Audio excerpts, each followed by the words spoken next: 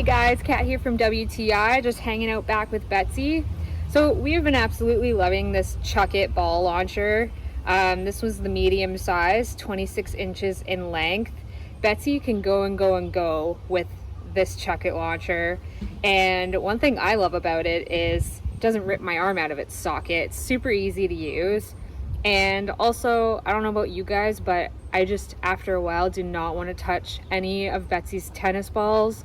They get super drooly, which grosses me out and also upsets her because then our playtime is cut short.